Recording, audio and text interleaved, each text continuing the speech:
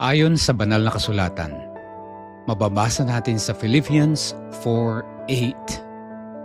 Finally, brethren, whatsoever things are true, whatsoever things are honest, whatsoever things are just, whatsoever things are pure, whatsoever things are lovely, whatsoever things are of good report, if there be any virtue and if there be any praise, think of these things. Philippians 4:8.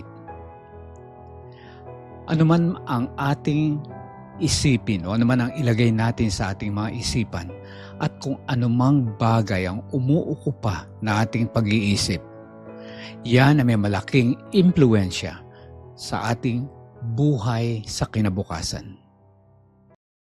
Magandang umaga po. Ako po si Doc Rome Barrios ng Adventist World Radio. Samahan po ninyo ako dito sa Simula Usapang Senior.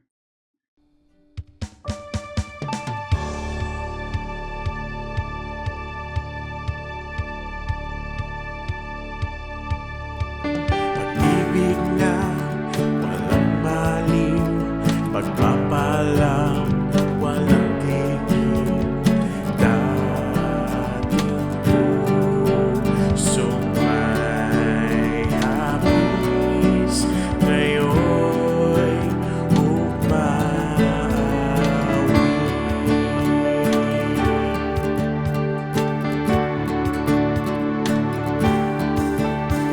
Ang araw mo'y sumikat na, liwanag ay laganap na. Ang habag mong biyaya, baguting umaga. Isang mapagpalang araw ang aming pinaabot sa inyo. Anumang oras po sa inyong lugar ngayon, dito sa Pilipinas ay umaga. Isang masaya at maaliwalas na umaga. Welcome po muli sa ating programang Simula Usapang Senior na inyong matutunghayan tuwing araw ng Huwebes at Linggo, 10 to 11 a.m. dito lamang sa AWR 89.1 FM. Ako po ang inyong kaibigan, Doc Rome Barrios, at isang oras tayo magsasama-sama para pag-usapan natin mga bagay-bagay, lalo tigit sa ikasisigla at ikalulusog natin pangatawan, ikasisigla na ating isip at pagbabago ng pananaw at pagkakaroon ng kapaki-pakinabang na buhay at higit sa lahat, mahabang buhay. Ako po ay inyong kaibigan at mabuting kasama at ang ating programa ay mabuti ring kasama at kaibigan. Kaya dyan lang po kayo. Kaya welcome once again po sa lahat ng ating tagapagsubaybay. At nais kong batiin of course yung ating mga kaibigan na hindi namin kayo malilimutan dahil kayo ang aming inspirasyon sa aming programa. Unang-unang International Church of SDA sa Evanston, Illinois, USA. Welcome po from Naperville. Remnant Film Church din sa Chicago, Illinois. Welcome. Kumusta my brother Pastor Sam and Rina Barrios and family? How are you today? Now, our friends from the Philippines dito sa Senior Citizens Association ng Philippine International Church sa campus po ng Adventist University of the Philippines. Welcome mga ka-senior. Sa Morning View Seventh-day Adventist Church, ang ating pong supporter ng programa. Welcome everyone. Kumusta po kayo? And then of course the Morning View Charobics team. Ayan yung ating mga kaibigan na lagi nating nakakasama, lagi ko nakakasama at saka tuwing umaga may mga devotional, may mga activities tayo and exercises. Welcome po kayo. And then greetings, okay, from everywhere Luz Pusing, kumusta po? Lucy Kiabang, Ging Gloria Martiliano, Mary Grace Acosta Ulpindo. Welcome po sa program na Simula, Usapang Senior. Sir Linda Basilisco, kumusta po kayo? Gracia Dei, gayon din si Ayen Asek. At Helen Aguilar, Crescencia Ordonez Pascua. Nice kumbatiin din ng mga kaibigan ko from the National Museum of the Philippines, si Bel Pabunan, si Carol Magdaleno, welcome. And with kasama pa si Lisa, si Alvin, at saka si Ina, welcome po. At sa buong staff ng National Museum. Nandiyan din yung ating mga kaibigan, si Liobi Cabañez, Rebecca Ebora, Leti Sampang. At ang ating friend pala from Canada, Rose Arrogante. Welcome, Ma'am Rose. And then, shout out to Zenny Moser of Ohio, USA, and Beth Villapuerte dito sa Balayan, Batangas. At si Darlene Ojero from Tangalan, Aklan. Kumusta po kayo? Welcome po sa program. Binabati ko rin si Ma'am Juliet Alcaraz from Morning View SDA Church and si Ma'am Beth and Sam Castle, and also all the members of the Apple of God's Eye Widowers Club. Welcome po sa ating program. At ngayon po ay patuloy tayong uusap tungkol sa isang bagay na actually na natalakay na natin to in the past episodes. Pero this time, we'll try to dissect. Ito nga yung sinasabi ng Philippians 4:8 na think of these things. Ano raw po yung laman ng mga kaisipan natin? Ano ang dapat nating isipin? At ano ang dapat ilagay natin? Kasi ang bawat bagay pala na nilalagay natin sa ating isip, no, ay one time or another, somewhere, sometime, ay ilalabas natin sa pamamagitan nating salita o kaya sa ating mga gawa. Kaya napakahalaga po na alagaan natin ang ating mga isip. Kaya tayo ngayon ay mental health ang ating topic ngayon. At sabi nga rito sa ating teksto, mayroong mga bagay-bagay na dapat nating tandaan na yun ang dapat nating isipin. So, nais ko pang ipaalala sa inyo na tayo po ay may mahalagang gagawin habang tayo nakikinig saan man, ano man ang inyong ginagawa, saan man kayo naroon. Pwede po bang tayo uminom ng tubig? At ayan po ay makakatulong po sa ating mabuting blood circulation at mabuting pakiramdam. Kaya dyan lang po kayo at magbabalik po agad ang Simula, Usapang Senior.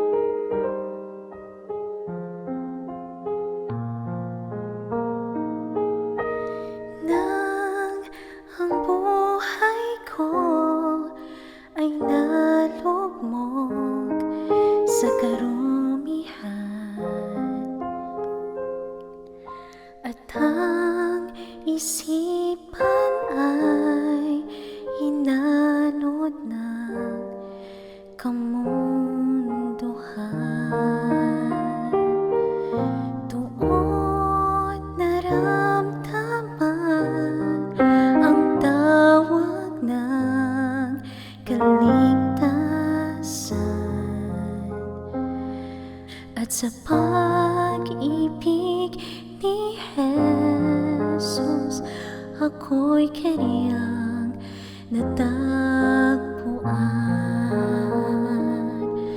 O Diyos, ang makilala ka, nang lubusan ay aking hangarin. Lagi kong dalangin ang puso mo't kalooban. Sana'y malaman, maunawaan. Yan ang nais ko sa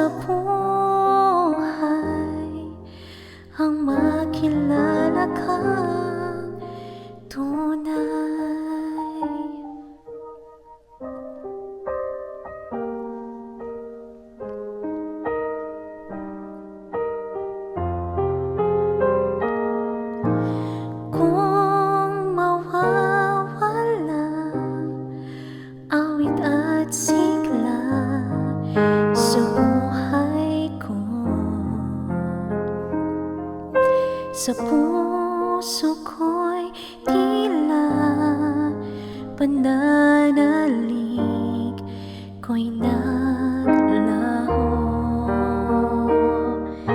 Kapag sarili ang sinusunod,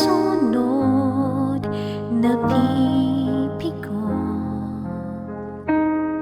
sa paglapit kong muli sa Diyos, nililingap ako.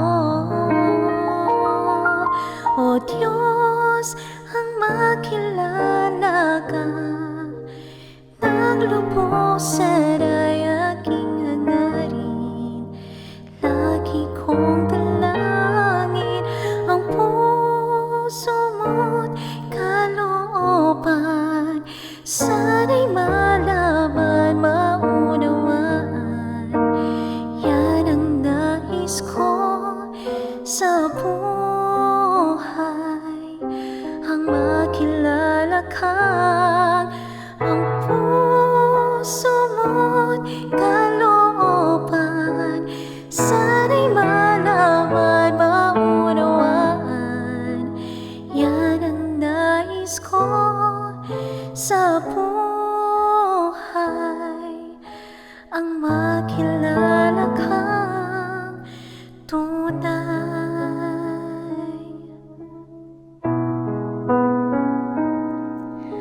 ang makilala kang tunay.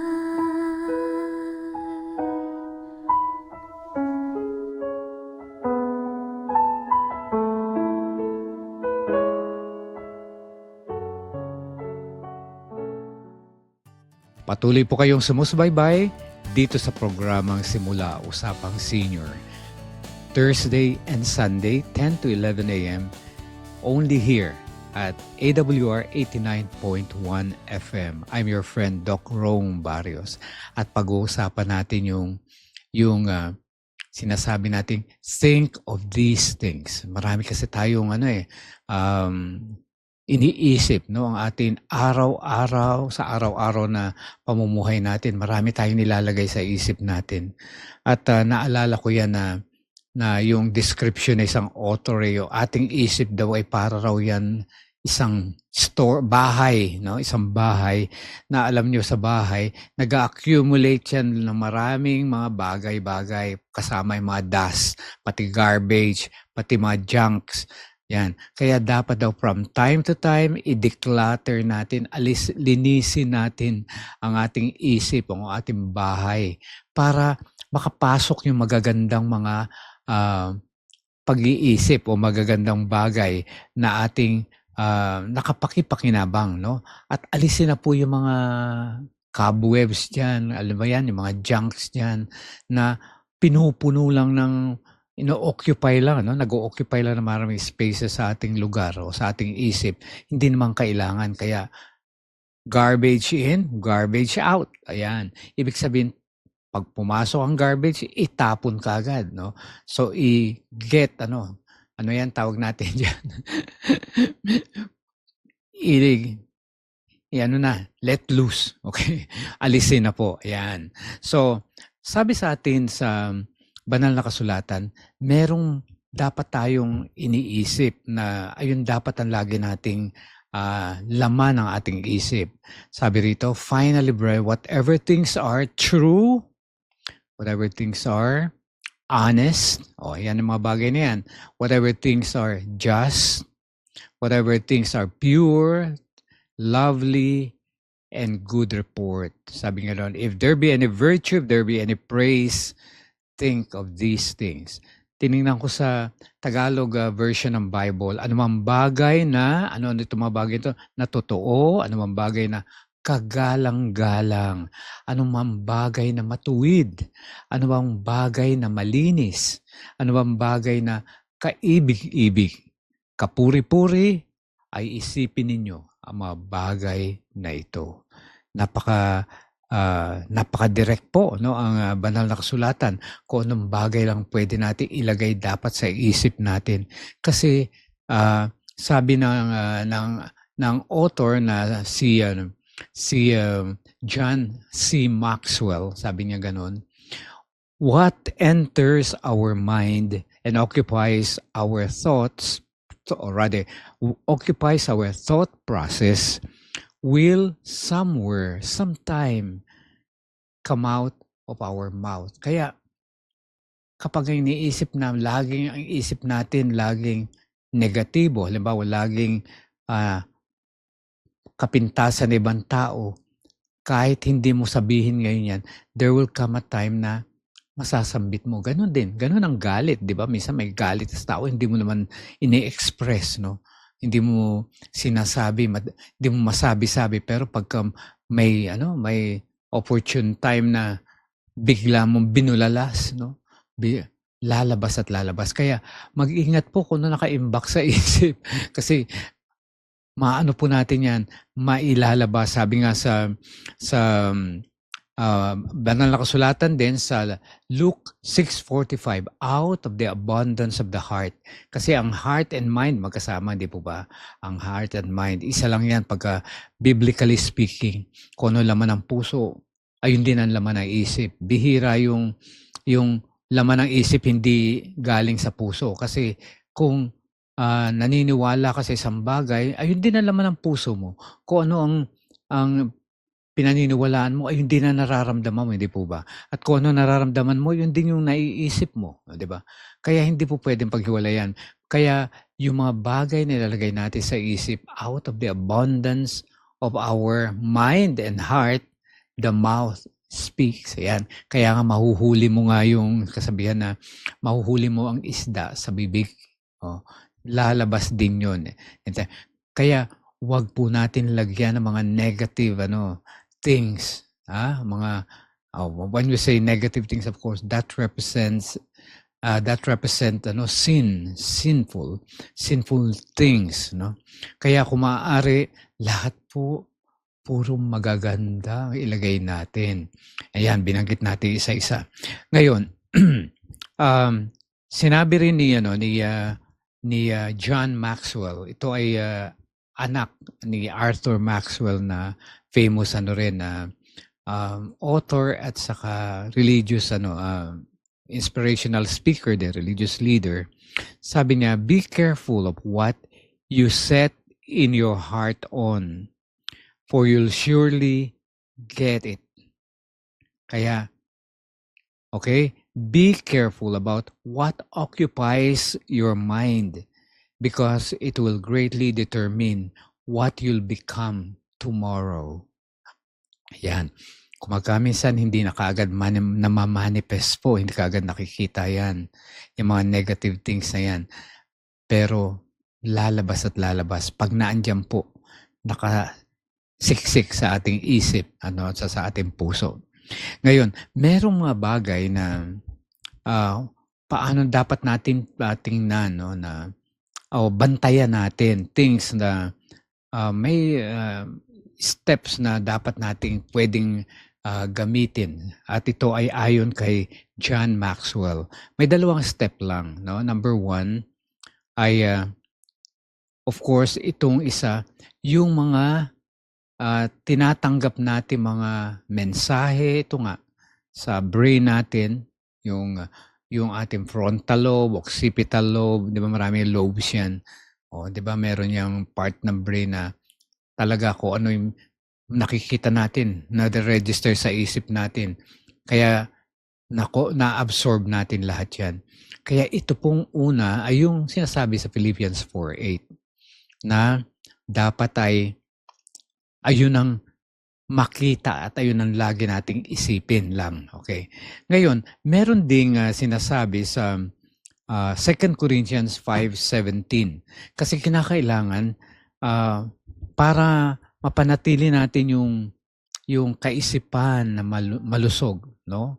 Good mental health, ay kinakailangan ito rin, basahin natin na sinasabi sa 2 Corinthians chapter 5 verse 17. Ayan. 5:17. Babasahin ko po ito sa Tagalog para malinaw.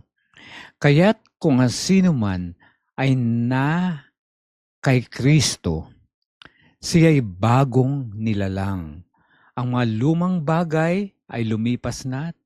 Tingnan ninyo, ang lahat ay naging bago. So from time to time, baguhin po natin ang ating kaisipan. Ibig sabihin, from time to time, i-declutter natin. Let go. Lalo na yung mga hindi mabubuti. Hingi po natin ng tawad at ayusin po natin. Lalo na yung mga suliranin, no, sa pakikipagkapwa. Dapat po i-let go natin yan para po maging magaang,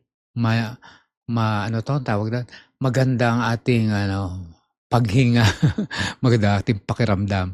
Ayun po, i-let go po natin yan dahil ang dapat sa atin ay bago na tayong mga nilalang. Kinalimutan na natin yung mga bagay na mga nakaraan. Nakaraan na po yun. Ang harapin po natin ay yung ngayon at saka yung bukas. Pero kung magkaminsan baka hindi daw dumating ang bukas. Okay, tingnan natin, we have the present because tomorrow may not come. But past is already gone. Okay, so tingnan po natin presently ang ating sarili. I-check po natin kung ano po ang laman na ng ating isip na nalinisan na ba natin? Ayun ang ating tanong sa atin. At ang pangalawa ay pagbabago ng ating thought life, ang buhay natin sa pag-iisip, baguhin natin yan. Okay, although hindi madali gawin yan, pero ang sinasabi nga natin dito, through the power of the Holy Spirit. So, pag tayo'y nananalangin at tayo'y hinihingi natin ang gabay ng banal na Espiritu, tuturuan po tayo kung paano natin maaalis yung mga bagay na yan na hindi kanais-nais sa ating pag-iisip. At tulad nga ng pinapayo sa atin ng banal na kasulatan, baguhin po natin ang ating pag-iisip, na yung thought process natin, yung proseso ng pag-iisip. Mula ngayon, puro na mabubuti na makikita ko sa aking kapwa, puro na magiging tapat na ako, magiging honest na ako all the time, at kailanman ay pipilitin ko, no, na mahalin ko ang aking kapwa. Ayan. Tandaan po ninyo, ganun dapat yung thought process natin na sinasabi para tayo maging bagong nilalang din, no, bagong bagong nilalang na, no, sa ating Panginoon. Ngayon, dito sa pangalawa, yung pagbabago ng thought process, meron kasi mga bagay na nakaka-influensya sa atin na dapat bantayan natin yon. Meron 30 bagay na mahalaga natin pagbantayan at ito yung gusto kong matutunan natin ngayon. Yung mga checklist natin para maayos po yung ating tamang pag-iisip. May 3 bagay tayong dapat bantayan o baguhin at ano man pwede natin sabihin doon na dapat nating laging isa-isip para magkaroon tayo ng malinis na pag-iisip. Okay, number 1, tanungin nyo sa inyong sarili. Number 1 of the 3, no? What type of environment do you live? Ayan, tingnan po ninyo. Ano po bang environment mayroon kayo ngayon? I'm sure ang mga taong okay, one example, ang pagiging magagalitin, masungit, o minsan, alam nyo po ba, ano rin yan, galing sa environment. Ibig sabihin, siguro, may kasama ka, may kabilang ka doon sa environment na gano'n ang pag-uugali. Kaya na-absorb mo rin na may mga taong laging galit, may kaaway. Tingnan niyo po yung environment kasi yung environment malaki ang nai-impluwensya niyan sa ating sa ating buhay. Kapag hindi maganda ang environment, tingnan mo, baka kailangan mong baguhin o baka kailangan mong ayusin, di po ba? Mga environment. Kaya yung mga kabataan, napakahalaga rin yung kanilang kinabibilangan na na society, na organization, kasi mataas po, malakas po yung ano yan, na impluwensya yan. Ayun po yung environment na, for example, environment na malinis, di ba? Kasi para sa akin ay ang malinis at maayos na environment ay ano rin, nakakaganda rin ng mabuti at maayos na pag-iisip. 'Di ba? Nakakabigay din po 'yun. Pagka magulo po ang paligid, talagang magulo rin po yung magiging pag-iisip ng mga taong naninirahan doon. Ayun po. So, yun po yung una. What type of environment do you live? Analyzein po ninyo yan. At kung kailangang baguhin o ayusin, gawin po natin. Ang pangalawa, out of 3, no? What are you doing in your free time? Ayan. May epekto po yan sa inyong mental health. Ano pong ginagawa nyo pag kayo nag-iisa at nagre-relax kayo o hindi kayo busy? Ano ba? Lagi ka bang nasa games, naglalaro doon sa electronic games, nasa pasugalan ka ba? Nasa kasayahan ka ba? Pagka yung mga time na mga pastime mo na kinagigiliwan mong gawin, malaki rin ang impluwensya sa ating kaisipan. Ano ba, mas gusto mo bang kwentuhan o anong tawag natin diyan? Chismis. Maganda rin yun, pag walang ginagawa. Sa free time mo, anong ginagawa mo? Kaya bantayan po natin yan. Kung ikaw ay at your free time, nagbabasa, lalo tigit, nag-aaral ka ng salita ng Diyos, o kaya nananalangin ka, o kaya dumadalaw ka sa mga kaibigan mo, ayun, napakaganda yun, na may mga karamdaman, at may mga worthy na mga na mga activities. Tingnan po ninyo yan kasi yan po ay dagdag din ng ating nilalagay sa ating mga isip. Okay, nakadalawa na tayo.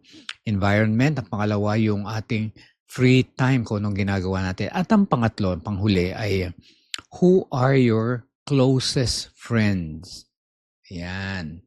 Sino ba ang mga kaibigan mo? Tell me who your friends are. And I will tell you who you are.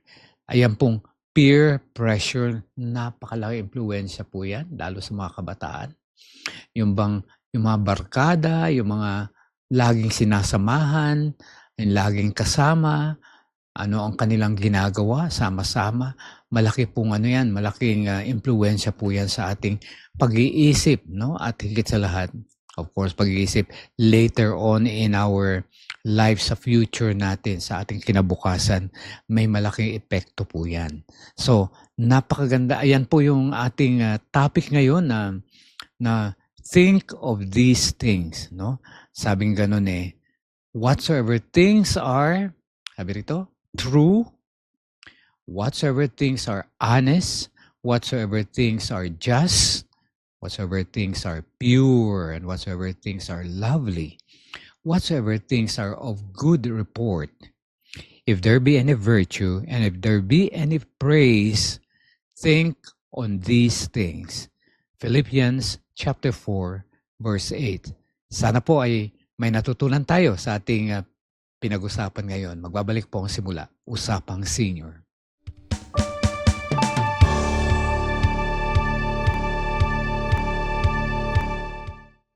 Welcome back po.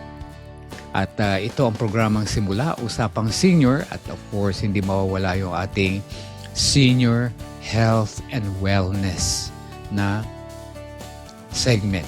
Ayan po, so welcome po. Patuloy kayong nakikinig sa Simula, Usapang Senior. Huwag kalimutan, tuwing Huwebes at Linggo, 10 to 11 a.m. AWR 89.1 FM. And please don't forget to like our FB, our channel, FB and YouTube channels. Kaya po, kung meron kayo pong nais na itanong o nais na i-suggest sa amin, kahilingan, welcome po kayo. Tatawagan lang po ninyo ang mga sumusunod. 0917-1742-777 at 0918-9447-891. Okay, ulitin ko po, 0917-1742-777 and 0918-9447-891. So, hihintayin po namin ang inyong mga tawag at text. Okay? So, please like our channel, subscribe, and share. Okay? Don't forget that. So, atin pong patuloy na pagpapaalala sa atin ay yung ating food of happiness. Yan. Nutrition. Yan po yung food of happiness. At alam na natin yan, no? Na sinasabi natin kung gusto natin maging masaya, ano po ba? Dapat po maging malusog muna tayo. Kasi hindi imposible po tayo maging masaya pag marami tayong nararamdaman, di ba? kaya masaya ba sila? Masaya ka ba dahil dahil malusog ka o malusog ka at masaya na okay, malusog ka at masaya na, no? Magkasama po dapat 'yon. Kaya yun po ang pinapaalala sa atin na lagi natin pipiliin, sabi rito, ang malusog na pagkain. Sabi rito, those who live the longest on this earth share not only one high degree of happiness, but a common menu. May common pong recipe sila. At ano itong recipe na to? Ito ay yung, all tend to eat a predominantly whole foods, plant-based diet, and they enjoy nutrition that protects them from lifestyle diseases and keeps their immune systems in good working order. Yan. The healthier you are, the happier you become. Health and happiness extend life. It's really that simple. Ayan. So, yan po. Dapat, kung gusto natin maging maligaya, okay, kainin po natin yung dapat na kainin na original food, no? Genesis 1:19. And God said, I have given you these fruit-bearing trees. Ayan, binigay daw niya ang Panginoon ng mga punong kahoy na nagbubunga, may mga buto. Ayan, andyan din yung mga halaman, gulay, at mga nuts, and ayan po yung mga original food, no? At ayan din po ay hanggang ngayon, no? Ayon sa siyensya at pag-aaral, ayan din po makapagbibigay sa atin ng tunay na kalusugan at mahabang buhay. Gusto niyo po ba magkaroon ng mahabang buhay? Of course, okay. Ngayon, meron ako rito simple tips din for living a long and happy life. Ayan. Long and happy life. Okay. Number 1, insist on good nutrition. Alam natin, pagkain na nga. You can't do any better than a whole foods, plant-based diet. And then modern science is proving daily that the Creator God knew exactly what He was doing. So, alam ng Panginoon dahil siyang lumalang sa atin, alam niya kung ano makakabuti sa atin. Hindi niyo po ba yun pakikinggan o susundin? Nutrition. And then another one, ito yung mga some tips, no? Proven tips for living a long and happy life. Ay sabi ito, move. Gumalaw. Alam nyo, lalo na yung mga taong nagkakaedad na meron na silang tinatawag na you call it sedentary life. Ano yung sedentary? Yun na yung bumabagal na, masyado ng laging nakaupo, hindi na masyado kumikilos, dahan-dahan na lahat. Of course, dapat maingat, no? Pero kailangan po raw, sabi rito, walk, jog, bend, stretch, bicycle, hike, and climb stairs. Yan. Dahil ang body raw natin ay nilikha para ikilos, no? Hindi para papahingahin lagi. Laging nagpapahinga, walang steady. Sabi di ba may kasabihan tayo, use it or lose it. Ayan po. Kung hindi natin gagamitin, mawawala po yan, mamamatay po yan. Masasayang lang. Kaya yung ating body ay dapat, sabi dito, your body lives and dies by this motto. Use it or lose it. Exercise, kailangan. And then another one is rest. When we say rest, of course, yung sleep, yung night sleep, at pag sinabing sleep, hindi lang po basta tulog. Rest talaga. Ibig sabihin, malalim, no, na pamamahinga. Sapagkat during our rest period doon po nagiging active ang ating mga cells, lalo na yung mga cells natin patuloy na re-repair habang tayo nagpapahinga. Okay, yan po. And then sabi rito, enjoying a Sabbath break each week. Ayan, may suggestion rito na yung Sabbath break, ayan, yung 7-day Sabbath, each week allows your mind and body to rejuvenate. Ayan, nagre-recharge, no? Bumabata, and heal.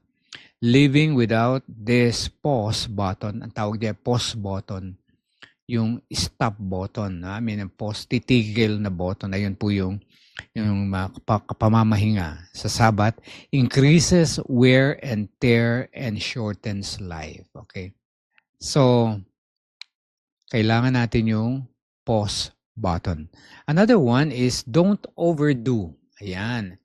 Ito po yung sinasabi natin. Hindi natin sinasabi huwag kumilos, pero pag kumilos naman tayo, hinay-hinay lang po at alalay. Pag napagod po, huwag mo natin i-overwork yung ating katawan. Lalo na sa mga may katandaan na don't overdo it. Ibig sabihin, pag napagod, pahinga. Pagka nagutom, kumain. Huwag po natin parurusahan. Dahil ayaw nating tumaba, wag po, basta don't overdo things. Yung sinasabi rito ay more is not always better. Okay? Mas pagka sumobra po ay hindi mabuti. Ayun lang naman po nakakasama pag sumobra. Especially when it comes to food and exercise. Ayan. Daily and, ang tinuturo sa atin, daily and moderately. Ibig sabihin, regular, consistent po, pero moderate, okay? Na merong alalay, no, moderation, should describe your every health routine. Lahat po natin ginagawa. So, totoo po yan kahit sa pagkain, moderate, no? And healthy.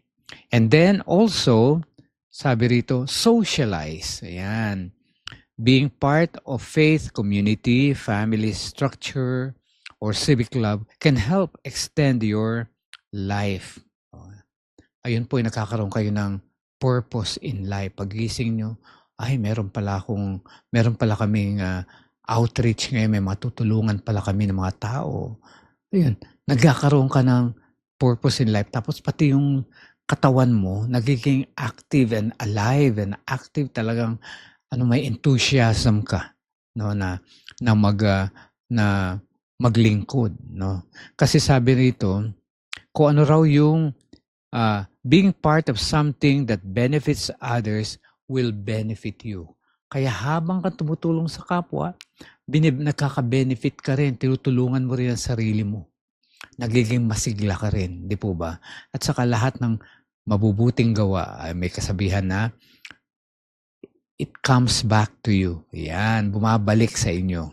Kaya kapag gumawa ka na mabuti, tumulong ka sa kapwa, babalik din po yan sa iyo. Meron po yang reward para sa inyo. Ayan po. So, ayan po, socialize and then finally, be patient. Ano raw? Ano po, magtiis, pasensya po, magtiis-tiis. Regarding optimum health, may take time. Kung minsan, hindi natin nakukuha kagad yung kalusugan na gusto natin. Pero, pag nagtiis po tayo, gawin lang po natin daily, consistently, moderately, meron po yung result na maganda sa atin. So, yan po. Be patient. Tinuturuan tayo.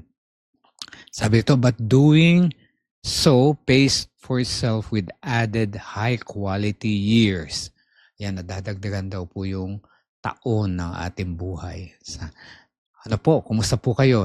Na-analyze na po ba ninyo ang buhay nyo? Kayo po ba ay among these itong mga payo na to, ilan po ba rito ang sinusunod nyo? Pagka siguro sa akin, may 5 kayong sinunod dito, maganda-gandang na po yun, na investment po for happy long life. Pero mas maganda kung susundin natin lahat. Mula sa pagkain hanggang sa spiritual life, okay? Yung worship natin, yung rest, and then finally, yung socialization, yung pakikipagkapwa. So, sana po may natutunan tayo. Diyan lang po kayo, magbabalik po ang Simula Usapang Senior.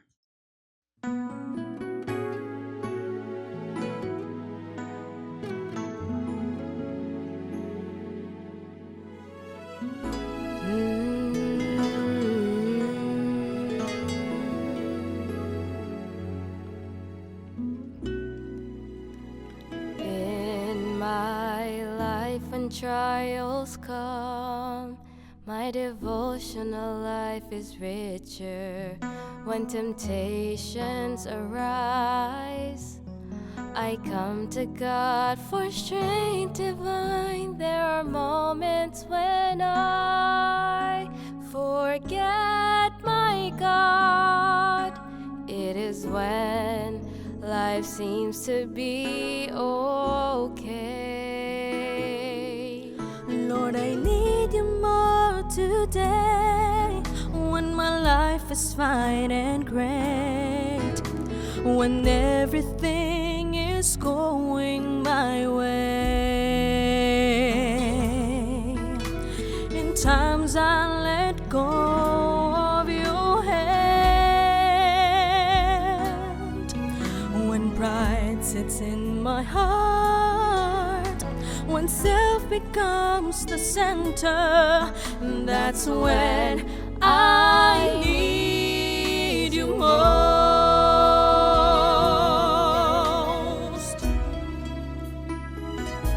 Oh, like David when I am on a mountain top, When I'm winning battles left and right, when ministry is going well, when I feel I can do anything. all these moments I am the prone to wonder. I need you in missions.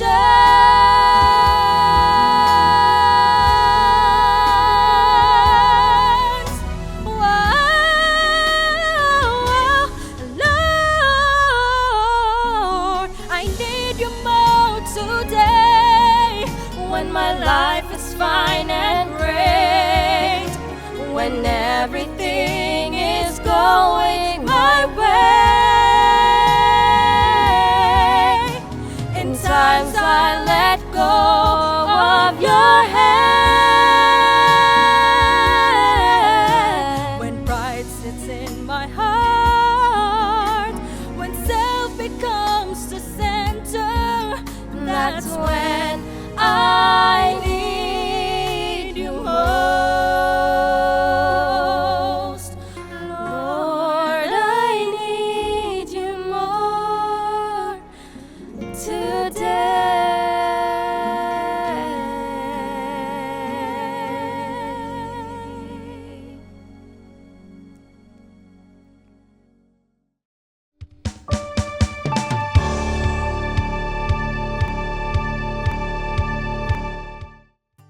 Welcome back po sa program na Simula Usapang Senior tuwing Huwebes at Linggo, 10 to 11 a.m. dito lamang sa AWR 89.1 FM. Ako po ang inyong kaibigan, Doc Rome Barrios. At meron tayo ngayon sa ating segment ng Senior New Start o Bagong Simula. Okay? Ay pag-aaralan natin ang tungkol sa love. Pag-ibig, no? At ito ay meron tayong anecdote na bago ngayon, no? Ang title nito ay Revenge of Love. Ang paghihiganti ng pag-ibig. May pag-ibig pala naghihiganti, no? Actually, ang kwento po nito ay tungkol talaga sa revenge. Alam mo yung revenge, yung gusto niya maghiganti sa asawa niya. Ayan, kaya po tinawag na Revenge of Love. Ganito ang kwento. Ang pangalan ng doctor ay si Dr. Crane. Pumunta ang isang wife kay Dr. Crane para siguro Dr. Crane is a marriage counselor. Kaya nagpa-advise ang isang wife.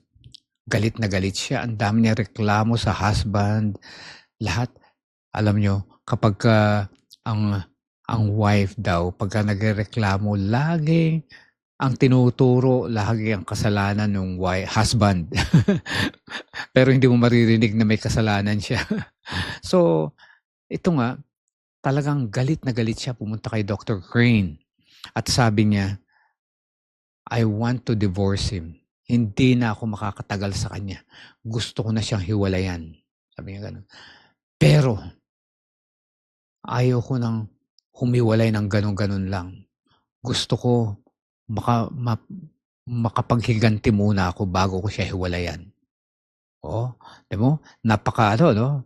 Sa sobrang galit niya sa husband niya dahil tingin niya wala nang pagbabago, hindi na niya nakikita yung hinahanap siguro niya sa husband.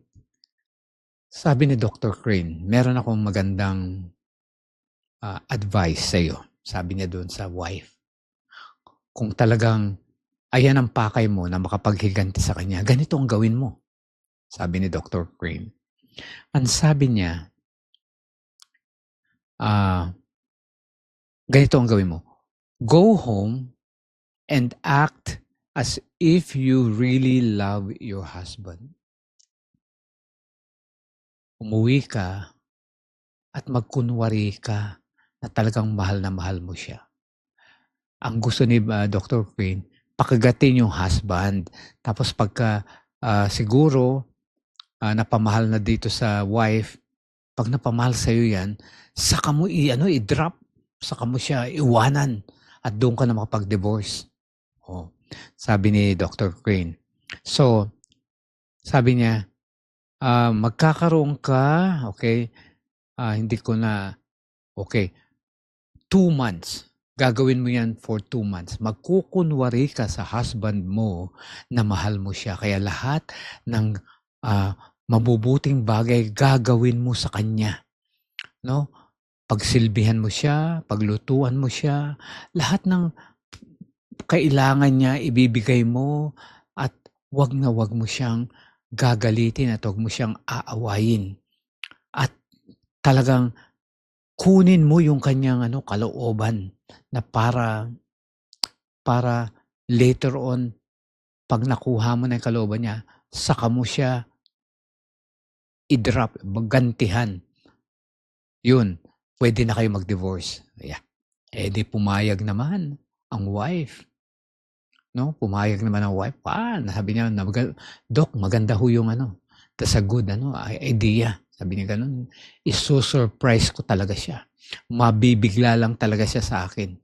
Kaya ayun ang ginawa niya for 2 months. Okay? Ang ginawa niya, sabi rito, with revenge in her eyes. Galit pa rin siya. She smiled and explained, beautiful, beautiful. He will be ever surprised. And she did what? With enthusiasm, acting as if as if, yun, kunwari, for 2 months. And then, showed love for 2 months. Showed love, kindness, listening, giving, reinforcing, okay, sharing. Lahat ginawa niya for 2 months.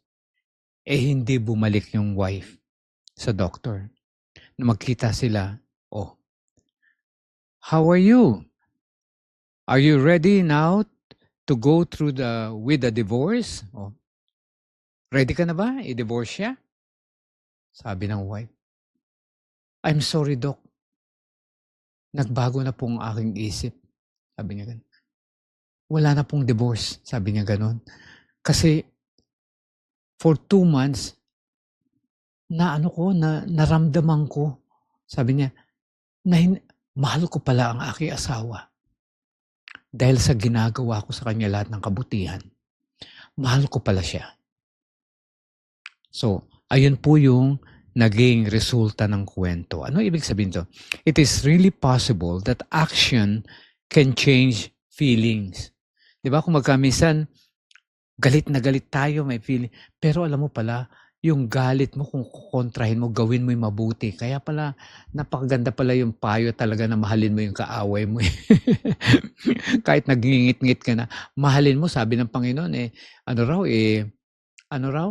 idalangin mo, tapos pag nangailangan, tulungan mo pa siya. No? At tulungan mo pa siya. Kasi pala, yung action natin ng mabuti na pagmamahal, nagiging pala yun? Automatically nababago, nare-reverse pagka ginagawa natin.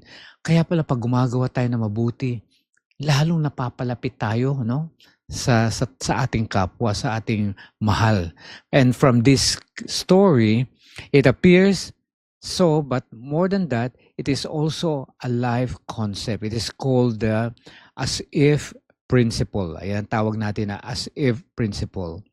This was first discovered and encouraged by Dr. Will James early in this century. Sabi niya, it simply means that when you act as if you are enthused, soon feeling will follow your action. Ibig sabihin, kahit na galit ka sa tao pag ginawa mo na mabuti, yung ginawa mo mabuti, magiging feeling mo na rin yun sa kanya. Napakaganda po, no? Ibig sabihin yung love, when applied to life situations, is the factor which makes our home operate smoothly. Love is always the oil in any kind of human relationship. Love is the key to making your home a much more pleasant place to which to live.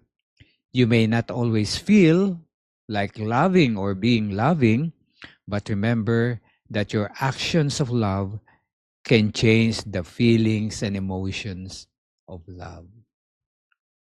Purihin po ang Panginoon. Kaya pag gumagawa tayo ng mabuti, kahit sa mga tao na hindi rin mabubuti sa atin o hindi natin gusto, alam po ninyo yung feeling na yung aksyon na ginagawa natin pagmamahal sa kanila ay magiging feeling na rin natin ng pagmamahal sa kanila. Magbabalik po ang Simula Usapang Senior.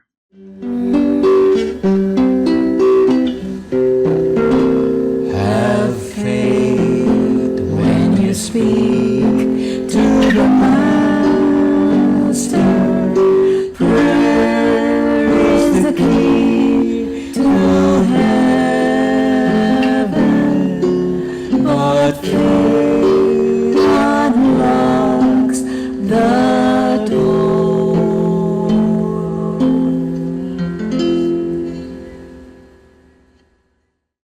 Prayer is the key to heaven, but faith unlocks the door. Ayan pong laging paalala sa atin. Kung tayo'y mananalangin, dapat po meron tayong pananampalataya. Dahil ang pananalangin, no, is an act of humility. Ibig sabihin, sinusurrender natin ang ating buhay sa ating Panginoon at bahala siya yung kanyang kalooban ng masusunod.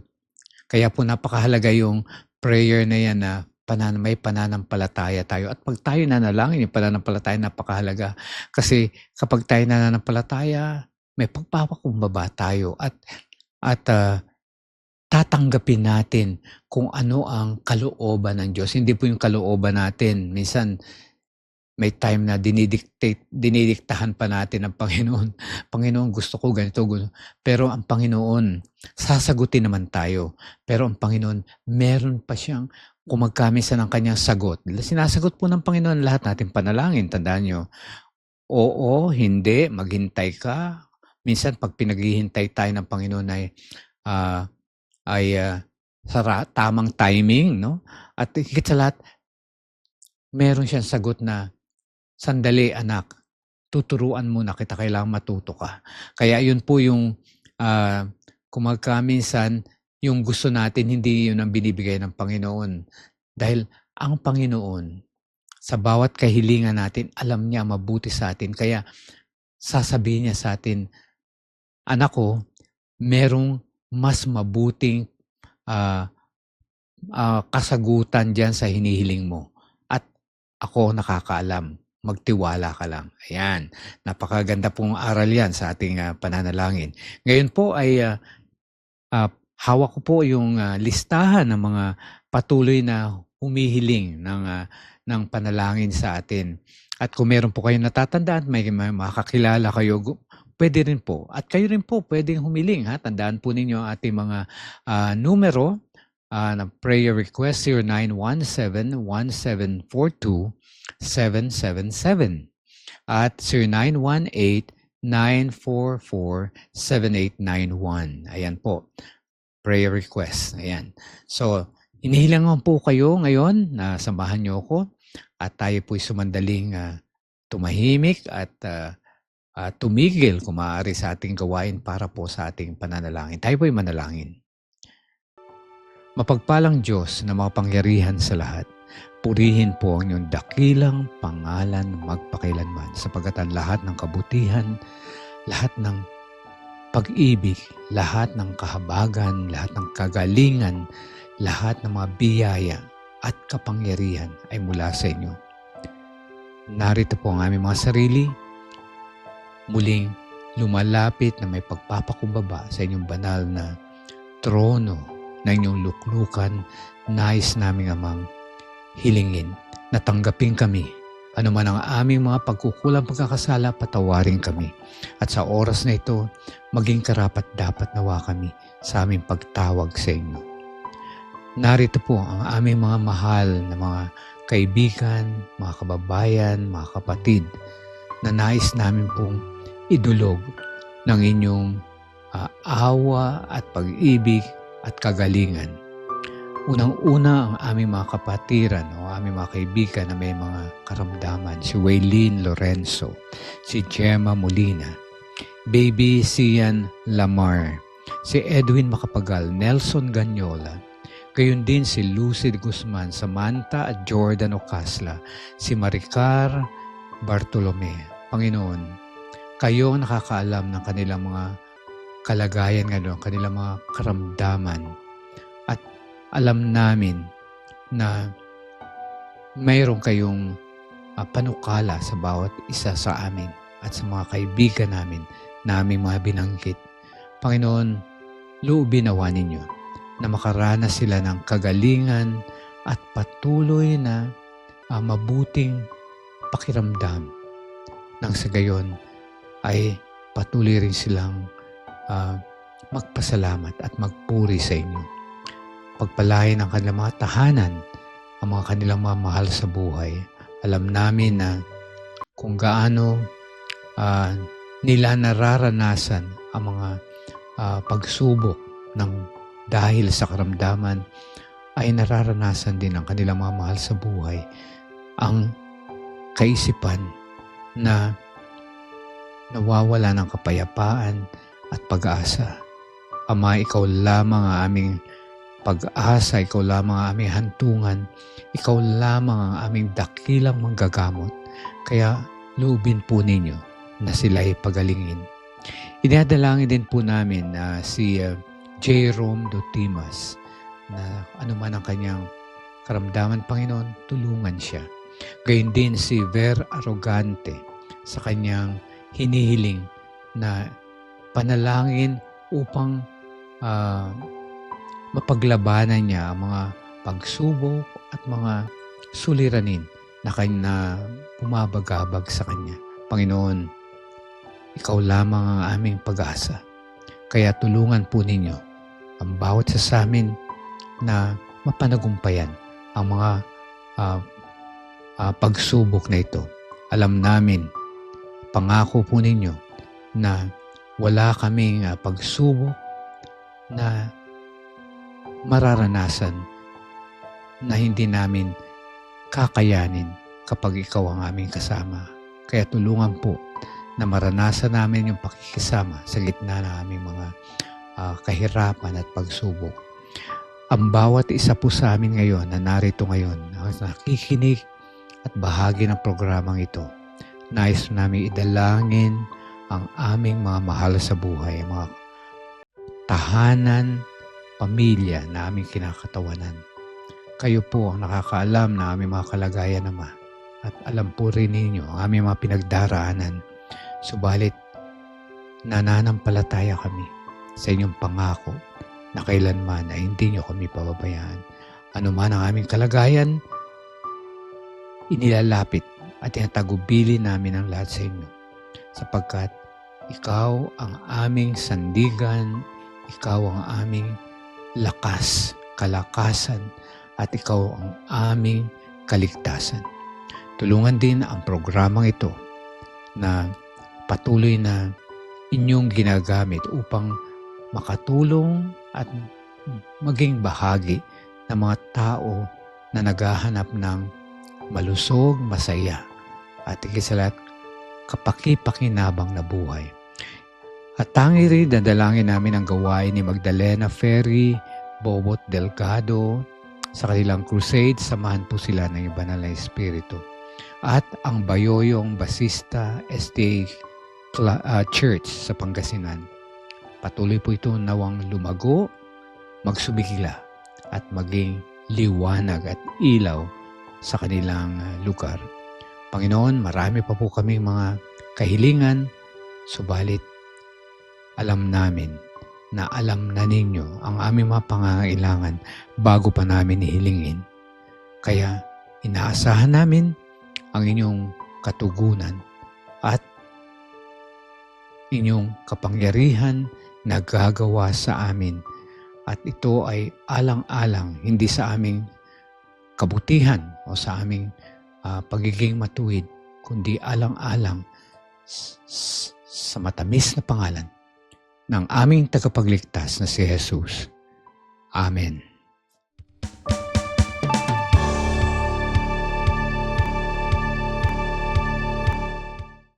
Papurihan po natin ating Panginoon sa ating muling pagsasama-sama sa araw nito sa programang Simula Usapang Senior. Dito lamang sa AWR 89.1 FM tuwing Huwebes at Linggo, 10 to 11 a.m. At katulad nating na pag-aralan ngayon, sabi sa Philippians 4:8, sabi rito, anumang bagay na totoo, kagalang-galang, anumang bagay na matuwid, anumang bagay na malinis, anumang bagay na kaibig-ibig, kapuri-puri, yan pong isipin natin. Lagi natin ay isipin ang mga bagay na yan. Yan pong dapat nating laging ilalagay sa ating isip. At kapag yan po ang nasa ating kaisipan, malaki po ang magiging impluwensya, mabuting resulta niyan sa ating pamumuhay, lalo na sa hinaharap. So, sana po ay pagpalain tayo ng Panginoon sa ating mga napag-aralan at napag-usapan sa araw na ito. Maraming salamat po sa inyong pakikiisa at patuloy na pakikipag-ugnayan sa amin sa pamamagitan ng programang ito. At nais kong pasalamatan ang mga tao sa likod ng programang Simula Usapang Senior, si Pastor Nerio Carranza, ang aming pong AWR Manila Station Manager. Thank you, Pastor. Also, thank you, Andy Joaquin. Maraming salamat. At kay Jonah Bayog, salamat, Jonah. And then, Reza Nabor. At of course, we have to thank Wilmer Estrito, Irene Sidao, at kayo pong lahat na aking nakasama sa araw na ito. Huwag po ninyong kalilimutan uli hanggang sa susunod, Huwebes at Linggo, 10 to 11 a.m. At nais kong muling ipaalala sa inyo, i-share po ninyo at i-like at higit sa lahat mag-subscribe po kayo sa ating YouTube at Facebook channels. Ako po si Doc Rome Barrios at patuloy pong pinalalahanan kayo ang ating programang Simula. Ang ibig sabihin po niyan na ang pag-ibig at biyaya ng Diyos ay bago tuwing umaga. Lahat tayo ay may pag-asa. Lahat tayo may karapatang magsimula. At lahat tayo ay may bagong simula. Magandang umaga po. Hanggang sa muli. God bless everyone.